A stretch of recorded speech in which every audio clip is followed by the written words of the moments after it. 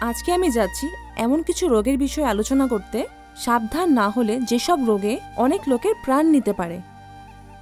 নমস্কার, আজকে আমরা মশার দ্বারা সংক্রমিত হওয়া কিছু রোগের বিষয়ে আলোচনা করব।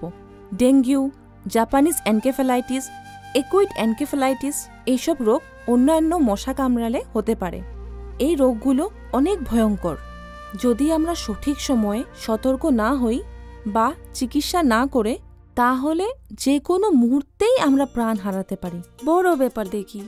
হ্যাঁ, তার জন্য আমরা এই রোগ থেকে বাঁচতে হলে মশার বংশবৃদ্ধি রোধ করতে হবে। এই ধরনের মশা নোংরা নালা, জমে থাকা জলে ডিম পেড়ে বংশ বিস্তার করে। তার জন্যে আমাদের চারিদিক পরিষ্কার পরিচ্ছন্ন করে রাখতে হয়। বাড়ির আশেপাশে পরিত্যক্ত কোনো কিছুতেই জল জমা হতে দেবেন না। নোংরা জলের নালাতে জল জমা হতে না দিয়ে সেগুলি খনন করে জল বয়ে যেতে দিতে হয়। তা করলে মশা ডিম পেড়ে বংশবৃদ্ধি করতে পারে না। এখন বুঝতে পেরেছেন? সন্ধেবেলা ধূপধুনা জ্বালিয়ে বা ধোঁয়া জ্বালিয়ে মশাকে তাড়াতে হয়। সবসময় মশারি টাঙাতে হয়। সরকার থেকে দেওয়া ওষুধযুক্ত মশারি সংগ্রহ করুন।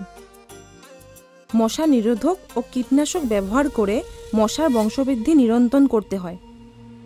স্বাস্থ্য বিভাগের থেকেও মশা তাড়ানোর জন্য মেশিনের ধোঁয়াও ব্যবহার করা হয়। ছোট শিশুদের পাশাপাশিও প্রাপ্তবয়স্কদেরও মশার কামড় থেকে বাঁচাতে হবে। বুঝেছো তো? বুঝলাম।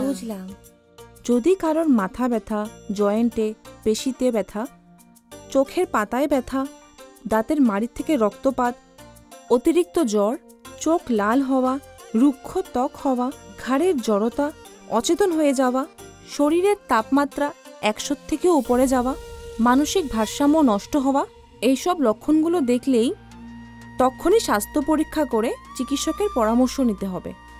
না হলে আমাদেরকে জানাবেন, কারণ এগুলোই হচ্ছে ডেঙ্গু, জাপানিজ এনকেফেলাইটিস, একুইড এনকেফেলাইটিস ইত্যাদি রোগের লক্ষণ।